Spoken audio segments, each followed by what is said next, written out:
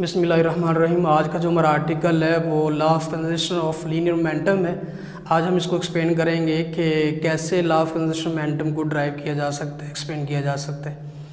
तो इसके लिए सबसे पहले तो आपको आइसोलेटेड सिस्टम का पता होना ज़रूरी है। What is an isolated system? Consider we have a cylinder enclosing gas molecules in it. ये मॉलिक्यूल्स क्योंकि आपको पता है रैंडमली ओरिएंटेड होते हैं, डिफरेंट डायरेक्शन में मूव करते हैं रैंडमली। कभी ये वॉल ऑफ द कंटेनर के साथ आकर कोलाइड करेंगे, कभी किसी पार्टिकल के साथ जाकर कोलाइड करेंगे, कभी इस वॉल के साथ, कभी इस वॉल के साथ, रैंडमली मूव कर रहे होते हैं। तो जब तक ये एक दूसरे के साथ कोलाइड नहीं करते, ये फोर्स भी एक्सर्ट नहीं करते।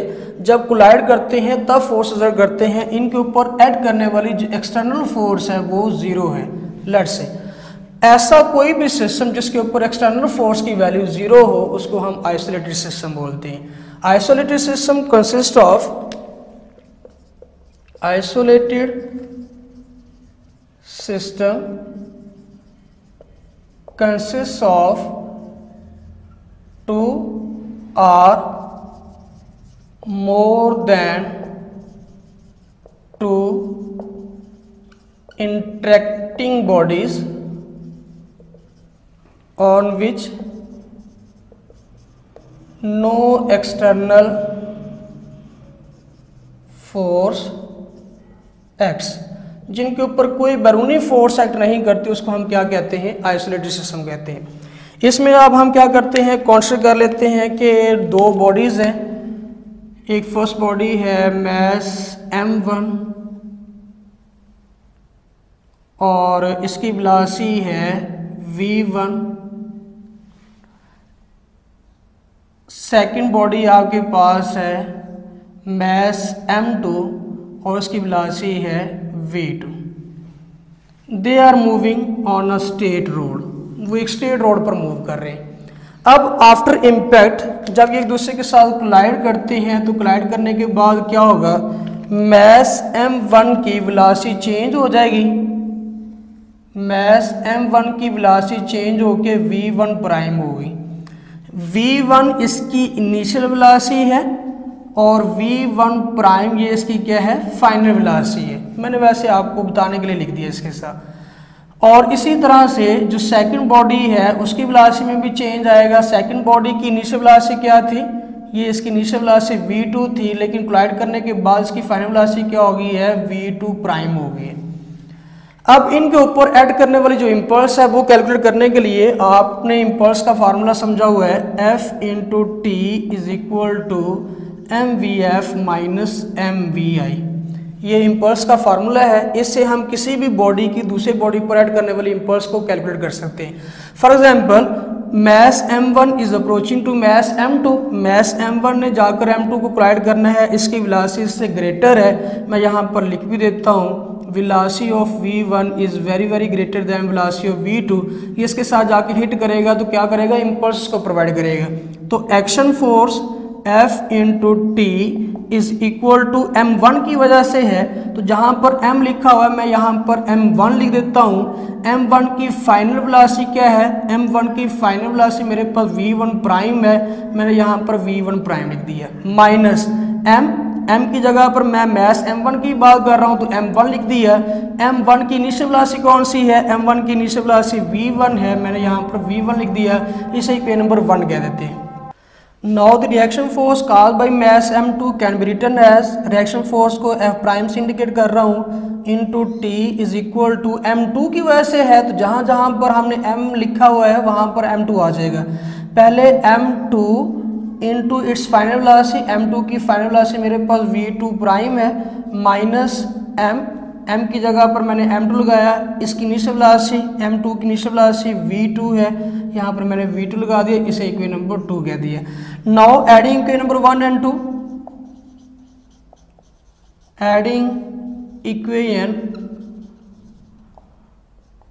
1 एंड 2, फर्स्ट और सेकंड इक्वेशन को ऐड कर दें। लेफ्ट हैंड साइड में ऐड होगी f into T plus F prime into T is equal to m1v1 prime minus m1v1 plus m2v2 prime minus m2v2।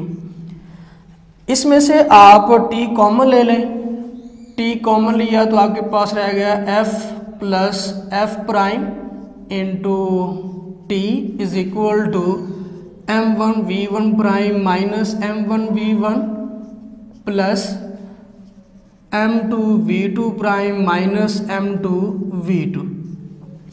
We know that according to Newton third law of motion, अगर ये body इसके ऊपर action लगाएगा, ये इसके ऊपर reaction लगाएगा, action reaction equal magnitude but opposite direction होते हैं, तो मैं यहाँ पर लिख सकता हूँ action and reaction equal in magnitude but opposite in direction.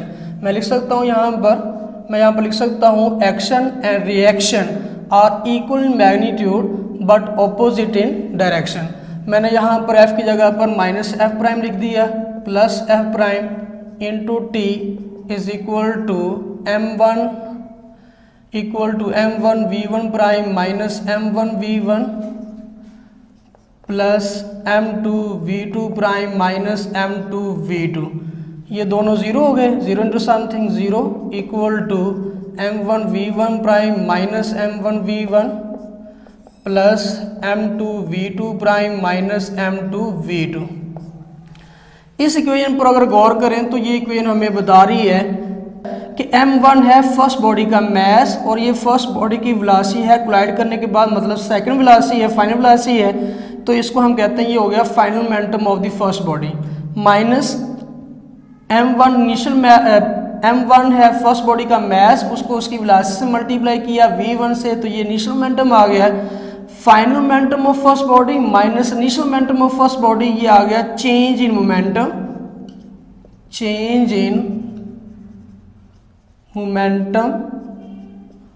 Of first body, change momentum of first body plus ये सेकंड बॉडी का मास है, सेकंड बॉडी की फाइनल वेलोसिटी है, तो ये आ गया final momentum of second body minus initial momentum of second body, तो ये आ गया चेंज इन मोमेंटम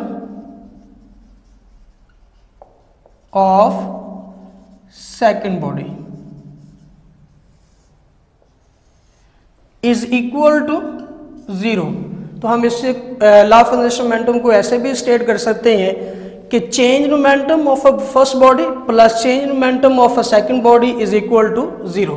लेकिन मैथमेटिकली इसकी दूसरी फॉर्म इस तरह से है, यहाँ पर देखिए इस इक्वेशन में ये माइनस है m1v1 इक्वल के इस तरफ आके प्लस का हो जाएगा m1v1, ये माइनस का है इक्वल के इस तरफ आके ये भी प्लस का हो जाएगा plus m2v2 equal two equal के इस साइड पर ये प्लस का ही है m1v1 prime plus plus m2v2 prime m2v2 prime. तो ये आपके पास लॉ ऑफ कंजर्वेशन मोमेंटम की मैथमेटिकल फॉर्म आ गई, जिसमें यहाँ पर है initial momentum of the first body plus initial momentum of the second body is equal to total initial momentum, total initial momentum, और विदाउट कोलिजन है तो हम यहाँ पर लिख सकते हैं before collision is equal to final momentum of the first body plus final momentum of the second body total final momentum after collision. तो ये लॉ ऑफ कंजर्वेशन मोमेंटम है जिसको हम इस तरह से स्टेट कर सकते हैं the total linear momentum of an isolated system remains constant।